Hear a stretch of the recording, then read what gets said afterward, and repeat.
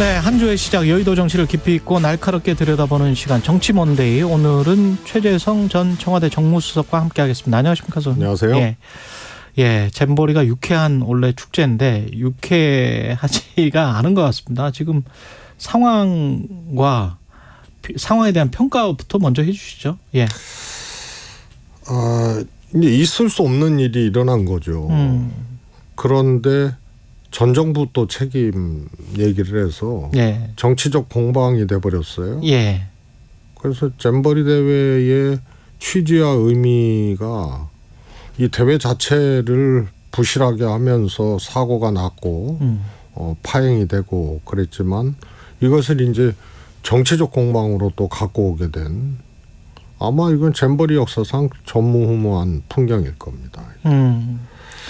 그런데 저는 전 정부 탓은 거의 괴담 내지는 저주의 구판이었다고 보거든요. 전 정부 탓이 괴담이나 저주의 구판이다. 왜냐하면 이 정부 출범하고 과정에 문제가 있고 준비 과정에 문제가 있었다면 몰랐으면 이 정부가 무능한 거고, 문제가 있었다면 1년 3개월 동안 조치를 해야 됐을 거 아니에요. 되돌릴 기간이 충분했는데, 시간이 충분했는데. 예, 그런데 문제는 있다고 얘기는 하고 아무것도 안 했다는 거는 뭐 조금 지나친 얘기입니다만 잼버리 대회 망하라고 저주의 구판 벌리는 격이 되는 거 아니에요.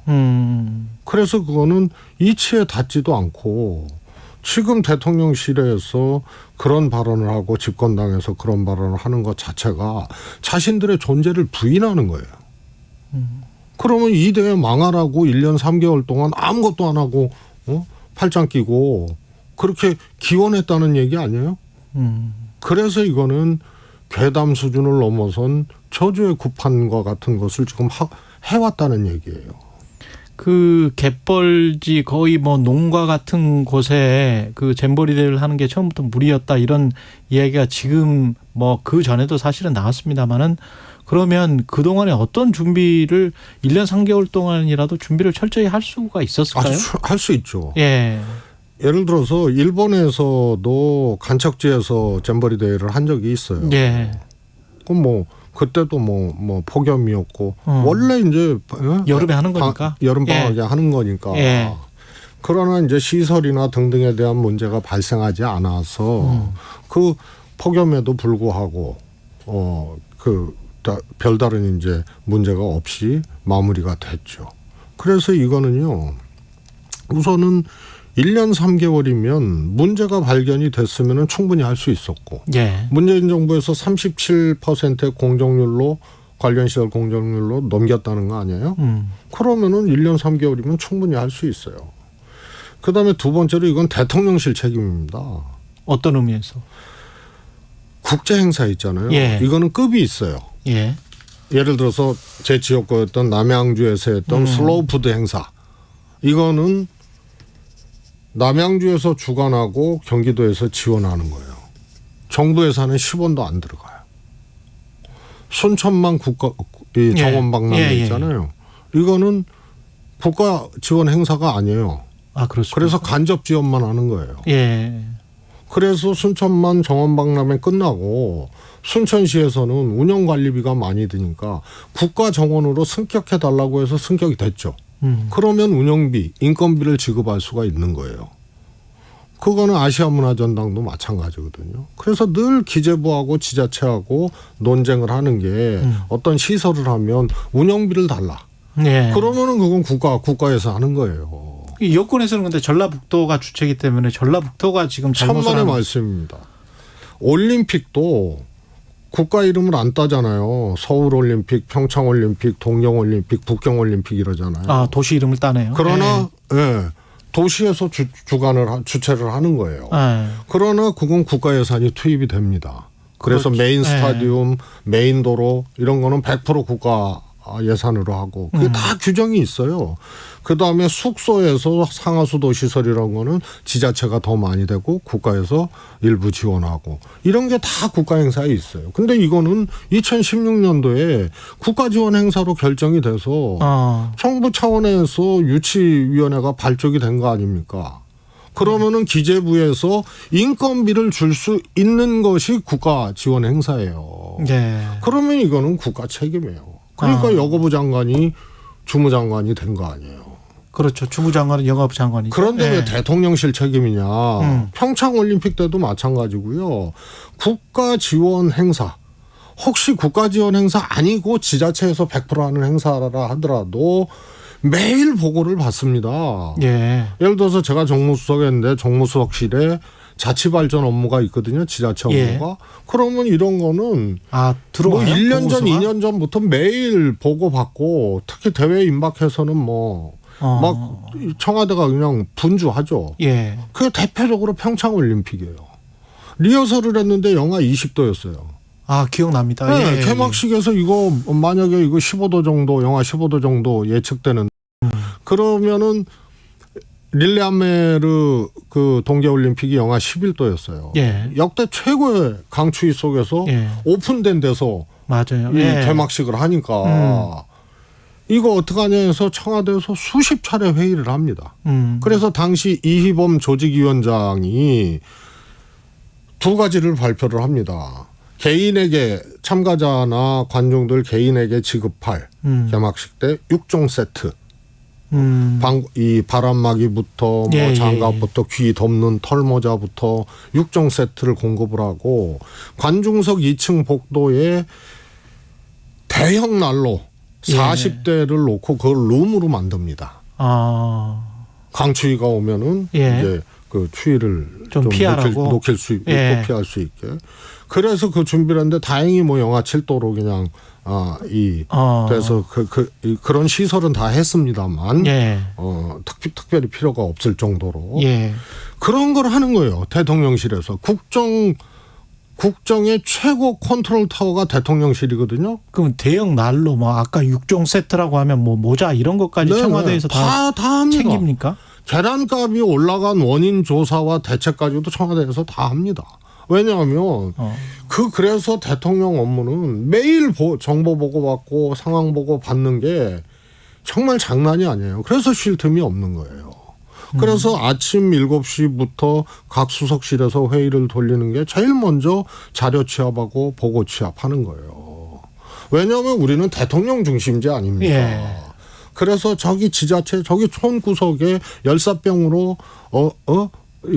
국민이 숨진 사건 그러면 그게 실제 원인이 뭐냐 이런 거 다 보고받고 조사하고 사후 대책하고 하는 것이 그것이 대통령실이에요. 근데 1년 3개월 동안 아무것도 몰랐다? 그리고 지난해 국정감사에서 주무부처 장관인 여가부 장관이 걱정하지 말아라 다 대책하고 있다? 이랬는데 전 정부 탓이다? 이거는 망하라고 팔짱 끼고 심지어는 완벽하게 폭염 태풍까지 다 대비하고 있다고 하는 게 거짓말이었고 아무것도 안 하고 망하기를 기원했다는 그런 얘기 빼면 안 되는 거예요. 그래서 대통령실 책임입니다. 이준석 전 대표 같은 경우에 그래서 여가부가 폐지돼야 된다라고 지금 주장을 하고 있는데 그거는 별개의 문제죠. 별개의 문제다. 네. 예. 또 한간에서는 또 한쪽에서는 이 정부가 여가부 폐지를 공약을 했기 때문에 예. 여가부의 힘이 안 실려서 그런다. 뭐 이런 얘기를 하잖아요. 예. 그래서 대통령실 책임이라는 거예요. 여가부든 행안부든 힘을 안 실어줄 거면 누군가는 했어야 되는데 지자체도 마찬가지입니다. 예. 이런 상황에 대한 취합, 대책 또 특히 이 문제가 생겼을 때 이 보완책, 대책, 수습 이런 거 대통령실에서 하는 거예요. 그럼 여가부 장관에게 힘을 실어줬든 안 실어줬든 이거는 대통령실에서 체크하고 점검을 하고 했어야 될 얘기이기 때문에 예. 이 주장도 사실은 조금 정치적인 주장이고요. 예. 여가부가 능력이 없었기 때문에 이랬다는 것도 사실은 본질을 잘 파악하지 못하는 정치적인 지적입니다. 알겠습니다. 민주당 지금 이슈가 주말 사이에 이성만, 윤관석 그 의원에 대한 구속영장 실질심사가 열렸었고 윤관석 의원 같은 경우는 구속이 됐잖아요. 어떻게 보세요? 앞으로 줄줄이 사탕일 것이다. 이런 이야기도 나오고 있는데. 우선은 윤관석 의원이 구속됐다는 것은 해당 사실에 대한 혐의 소명이 예. 검찰 수사에 의해서 지난번과는 다르게 좀 상당 정도 됐다는 그런 얘기로 해석되어질 수 있죠. 특히 이제 송영길 대표의 전 보좌관이 구속됐잖아요. 예. 그리고 이번에 윤관석 의원이 구속되고 반면에 이제 이성만 의원은 그 정도가 윤관석 의원하고는 좀 다르고 가볍다고 생각을 한 거라고 보고요. 예. 그러면은 윤관석 의원은 해당 자금을 직접 가져와서 뿌리는 이 전 과정에 이제 주도적인 역할을 했다는 거고. 예. 그런데 의원들은 자금을 조성하고 누군가로부터 받은 것이 아니고 이것을 받았다는 혐의 아니에요? 그렇죠. 윤관석 의원 등으로부터. 예. 그런데 해당 의원들은 부인하고 있는 거죠. 그래서 이거 규명 지금 명단이 나온 의원들. 이 명단 나온 것 자체가 잘못된 거죠. 예. 그래서 이거를 규명하기는 이제 쉽지 않을 터인데 예. 민주당은 일단 저런 논평을 했잖아요. 대변인 발로. 여당도 무슨 창원시장 뭐 5억 수수도 있고, 예. 그 다음에 뭐 누가 태영호 의원 예. 뭐 쪼개기도 있고, 황보승희 의원, 예. 김연아 의원 사례를 얘기하면서 이 여당에는 춘풍이 불고 야당에는 추상과 같다 그러는데 이렇게 연기하면 안 돼요. 그냥 이 문제에 대해서는 우선 윤관석 의원 이 차원에서 이런 일이 있고 전당대회 때 이거 살펴된 것은 정말 이거는 문제가 있었다. 그리고 과거에 뭐 천막 당사 뭐 이런 거 또 되풀이하면 구태스럽지만 그에 준하는 국민들께 어떻게 하겠다는 그런 이 각오를 쇄신의 의지를 좀 보여야 된다. 그런데 지금 혁신이가 이 조금 뭐라 그럴까요? 진퇴양난 설상가상의 상황으로 가면서 네. 이 주체도 마땅치는 않죠. 지금 혁신이도 뭐 8월 말에 끝낸다고 하는데 이렇게 되면은 뭐 아무튼 그래서 이거를 여당하고 연계시키는 거는 그냥 국민들이 다 알아요. 저쪽에는 관대하고 뭐 이쪽에. 그래서 이거를 이 상황에서 연계시키는 거는 뭐 면피도 아니고 그렇다고 뭐 우리는 책임 없다고 하는 것도 아니고 메시지가 불분명해요. 예. 이렇게 갈 것이 아니고 이거는 책임질 민주당 건 시절에 져야 전당대회에서 일어난 거기 때문에 잘못했다고 하고 그다음에 어떻게 하겠다. 이런 이제 각오나 의지를 피력하고 실제로 또 그런 것들이 필요하고요. 근데 이 대표까지 다 지금 뭐 백현동 대북송금 관련해서 검찰의 소환이랄지 구속영장이랄지 이런 게 계속 예상되고 있는데 이런 상황에서 어떻게 이 매듭을 풉니까? 또는 저는요. 예. 이 윤석열 대통령이 후보로 나왔을 때부터 그다음에 뭐 당연히 이제 당선된 취임하신 후 검찰공화국 얘기를 뭐 했잖아요. 뭐 야당만 한 게 아니고 찍은 국민들도 그런 측면들이 좀 우려되고 걱정됐던 것들은 있을 거예요. 찍은 분들 중에서도. 예. 그리고 실제로 대통령 인사나 뭐 이런 거 보면은 권력의 혈맥이 다 검사 출신 아니에요? 예. 청와대도 그렇고. 뭐 총무비서관 뭐 검사 출신은 아니지만 검찰 출신부터 예. 그다음에 인사 파트도 검찰 출신, 금융도 검찰 출신, 전부 검찰 출신이 장악하고 있고 법무부 장관 한동훈 장관 검찰 출신. 그래서 이 법무부 장관도 문재인 정부나 이럴 때는 검사 출신 안 하겠다고 한 이유가 있는 거예요. 예. 검찰 권력이 너무 큰데. 법무부 장관까지 그렇게 대놓고 이러면 안 되니까. 그런데 뭐 당연히 뭐 검사 출신 한동훈 장관 이래서 검사의 나라가 된 거예요. 그래서 야당의 공격은 야당에 대한 뭐 수사 공격 이런 것은 그거는 뭐 예측되어 온 거죠. 그게 뭐 검찰이 잘했다 이런 것이 아니고 예측되어 온 겁니다. 그러면 이 칼끝이 야당만 향하고 뭐 이러는데 지금 정치가 그냥 원인이 어떻게 됐든 검찰에 의해서 이게 좌우지가 되는 상황까지 온 거예요. 그러면 민주당은 민심을 어떻게 얻을 것인가를 가지고 이 오는 칼끝 날라오는 총알 이것을 어떻게 할 겁니까?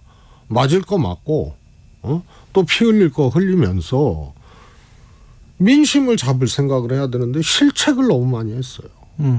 그래서 상황을 너무 안이하게 보고 그래서 혁신위도 절실하게 생각하고 출범을 시켰어야 되는데 혁신위의 필요성을 제기했던 사람이나 혁신위를 받아들인 지도부나 이 절실함이 저는 결격됐다고 봐요. 예. 그리고 그동안 민주당이 했던 여러 가지 실책들 있잖아요.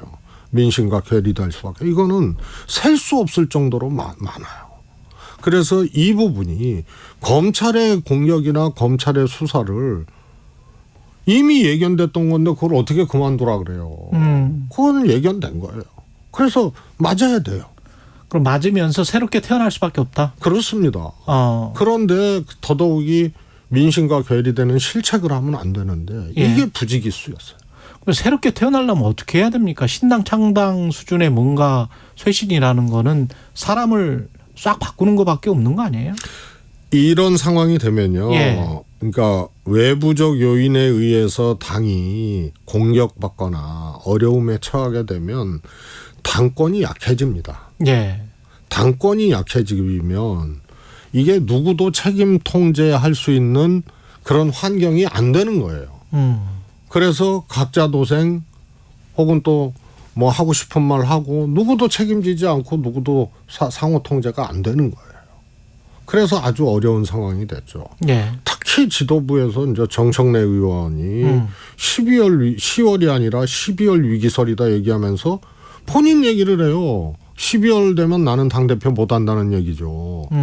중앙위원회에서 선출하니까. 예. 근데 8개월 전인 10월 달에 만약에 이재명 대표가 물러나면 당대표 자기가 전당대회에서 지지자들 강성 지지자들로 당대표 될 수 있다는 얘기거든요. 선거를 다시 할 수 있으니까. 그런 식의 얘기들이 나오면은 안 되는 거예요. 그래서 첫 번째가 이런 위기 상황이 오면 우선은 혁신으로 돌파를 해야 되는데 서로 조절 통제가 안 되고 당권이 약해지고 위기가 외부적인 위기가 요인으로 위기가 오니까 아무도 이게 안 돼. 그러면 결국은 기득권만 유지되는 거예요. 현역들. 예. 지리멸렬 각자도생하면서 현역 기득권만 유지되는 거예요. 민주당 쇄신은 사라지고요. 그래서 총선 앞둔 혁신위의 제일 과제는 공천혁신이거든요. 예. 그런데 혁신위가 공천혁신 근처도 못 가게 생겼어요. 그래서 이게 진퇴양난 설상가상 상황이 된 거죠. 민주당은 위기가 많네요. 제가 보기에는 위기 정도가 아니고요. 예. 거의 지금 1리터 남은 휘발유 또 지금 소진되고 있는 그 자동차가 가고 있는데 1리터면 연비가 좋은 차 같은 경우는 한 15km 정도 갈 수 있는데 그걸 시간으로 계산을 해봐야 되겠네. 그래서 예. 이게 서로 절실해야 됩니다. 친명이든 비명이든 다 죽는다는 생각으로 해야 되는데 너무 안이한 게 이런 거예요. 너무 실책을 많이 하고 너무 혁신위 출범도 서로 절실하지 못했어요. 친명이든 비명이든. 민주당 쇄신의 타임이 없다. 지금 오히려 놓치고 있는 거죠. 예. 그리고 혁신위가 저렇게 되니 생각해 보세요. 현역 기득권 내지는 기득권을 깨면서 우리 민주당 뭐 돈봉투 사건 있고 뭐 하는데 이렇게 하겠습니다 해서 총선 비전을 내놔야 되는 거거든요. 예. 그게 총선 앞둔 혁신위의 과제인데 혁신위 자체가 저렇게 비틀대니 이 혁신안을 내놓을 수가 없잖아요. 그다음에 1호 혁신안이었다고 하는 불체포 특권 실제로 포기하겠다. 체포동의안 당론 가결하겠다고 했는데 그것도 통과 못 시킨 거 아니에요? 그런 체력인데 어떻게 비틀대고 있는 혁신위에서 기득권을 타파하는 공천 혁신안을 내놓을 수 있겠어요? 이런 상황이 그러면 안 내놓으면은 그러면은 타협적인 혁신안이 혁신 아닙니까? 그러니까 그거는 혁신안 자체를 내놓을 수 없는 상황이 돼버린 거죠. 뭐 대통령의 지지율이 상당히 낮아도 지금 상당히 낮은 상황이니까 그런 상황에도 불구하고 총선에서 국민의힘이 오히려 승리할 가능성이 높네요. 지금. 저는 그렇다고 봅니다. 그래서 심평 변호사의 진단이나 이준석 대표의 진단에 동의할 수 없는 게 지금 여야가 딱 같은 경우거든요. 예. 대통령에 기대서 대통령 그늘에서 총선 치르면은 깨진다 그러면은 국민의힘이 대통령으로부터 이탈하고 뒷발질하는 거예요. 예. 그러면 사실상 비대위 상황이 오는 거예요. 그런데 그게 하나 있고 야당은 이재명 대표 체제로 사법 리스크 문제가 아니고 이 이재명 대표 체제로 총선 치르면은 진다. 그러면은 못 버티는 거예요. 그게 제가 그 전부터 했던 얘기입니다. 예. 사법 리스크는 막아야 되고, 저 말도 안 되는 수사하니까. 그러나 민심 자체가 민주당을 떠나서 총선 치를 수 없다 그러면은 사법 리스크 없었던 과거의 당 대표들이 총선 대선 앞두고 물러났던 경우는 어떻게 해명을 할 거예요. 예. 그래서 민심이고 그게 수습이 안 되면은 어려워지는 거고 저쪽은 대통령 그늘에서 선거 못 치르겠다 싶으면은 거기도 이제 상황이 비상 상황이 오는 거고. 그런데 상대적으로 안정감은 국민의힘 쪽에 있죠. 아무래도 집권 여당이니까. 박근혜 대통령 네. 2016년 총선하고는 다른 게 그때 네. 당대표 김무성이었거든요. 처음에 친박계였지만은 결별하고 대통령하고 온도 차이가 현격했던 당대표고 그렇죠. 그래서 옥새 들고 나르샤도 했고 예. 대통령하고 공천 과정에서 싸우고 네. 그것 때문에 진박 논쟁 때문에 다 이긴다고 했던 거를 저쪽에서 진 그렇죠. 거거든요. 예. 그런데 상대적으로 지금은 김기현 대표를 거의 만들다시피 한 거 아니에요. 대통령실이. 그래서 당권은 안정돼 있어요. 거슬러 올라가서 2012년 보면 아주 심플합니다. 2008년 총선에서 친박은 학살당했어요. 그래서 박근혜 대통령이 나도 속고 국민도 속았다고 당시 예. 여당이었지만 예. 이명박 대통령 때 예. 그랬어요. 그런데 2012년 이명박 대통령이 임기 말 12월에 대선 4월에 총선이었는데 그 전에 당권을 박근혜 대표한테 줍니다. 그런데 1년 6개월 전에 사퇴해야 되거든요. 당대표는. 그걸 당원을 바꿔서 그래서 이명박 박근혜 당시 두 분이 크게 타협을 한 거죠. 그래서 민주당이 다 이긴다는 선거를 거기서 이겼어요. 그래서 상대적으로 안정돼 있다. 네. 그런 반면에 민주당은 태풍이 불고 폭풍이 불고 휘청거리고 있고. 구심력이 작용하고 원심력이 작용하고 있다. 그래서 지금 상태로 치르면 집니다. 알겠습니다. 여기까지 듣겠습니다. 최재성 전 청와대 정무수석이었습니다. 고맙습니다. 감사합니다. 여러분은 지금 KBS 1라디오 최경영의 최강 시사와 함께하고